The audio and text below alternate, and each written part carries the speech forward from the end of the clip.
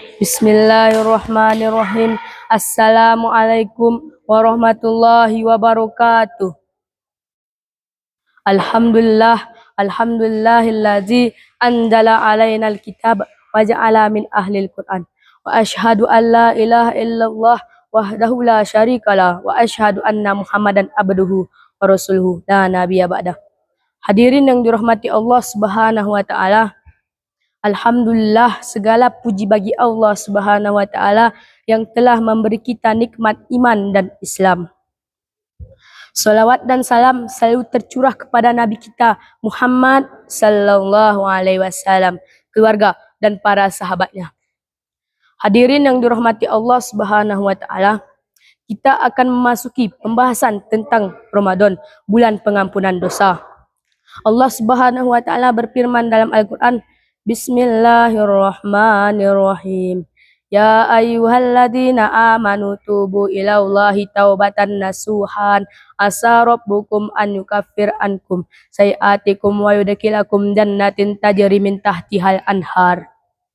Adapun artinya, hai orang-orang yang beriman, bertobatlah kepada Allah Subhanahu wa taala dengan taubat semurni-murninya. Tuhan kamu akan menghilangkan kesalahan-kesalahan kamu dan memasukkan kamu ke dalam surganya. Di dalamnya diturunkan sungai-sungai.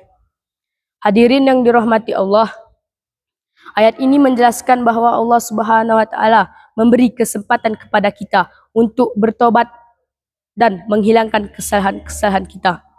Ramadan adalah bulan yang paling tepat untuk bertobat dan memohon ampun kepada Allah Subhanahu wa taala. Rasulullah sallallahu alaihi wasallam bersabda, Inna Ramadana syahrul mubarak. Sungguhnya Ramadan diberkahi. Unzila fihil Qur'an. Di dalamnya diturunkan Al-Qur'an. Wa fihi tuftahul abwabul jannah. Dan di dalamnya dibuka pintu-pintu surga. Wa tughlaqu abwabun nar. Dan ditutup pintu-pintu neraka. Wa tughlaqu fihi syayatin. Dan diikat syaitan-syaitan. Hadirin yang dirahmati Allah, hadis ini menjelaskan bahwa Ramadan adalah bulan yang penuh dengan berkah dan kesempatan untuk bertobat. Kita harus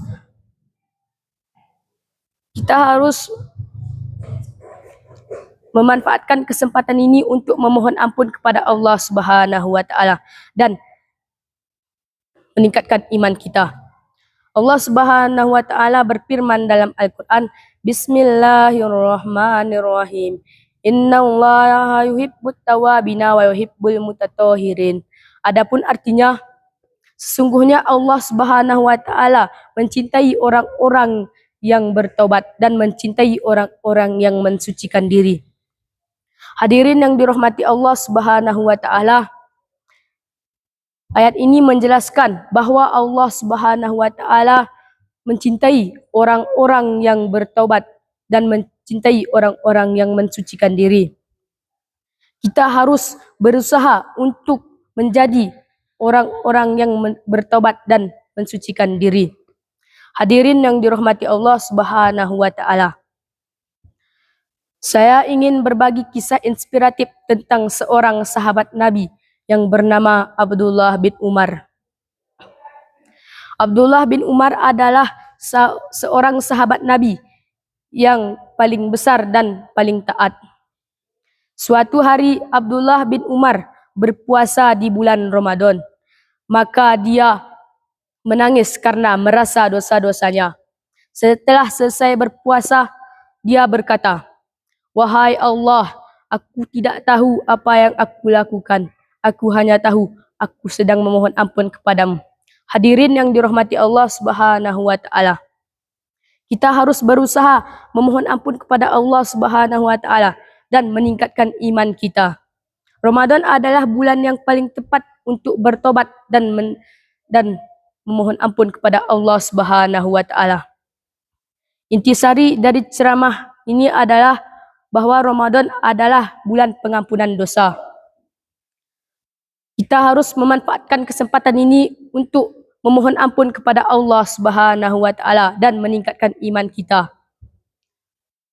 Semoga Allah Subhanahu wa taala menerima amal kita dan memasukkannya kita ke dalam surganya. Amin, amin ya rabbal alamin. Semoga Allah, mohon maaf jika ada kesalahan dalam pidato saya ini. Terima kasih atas perhatian semua. Wabillahi taufiq wal hidayah. Assalamualaikum warahmatullahi wabarakatuh.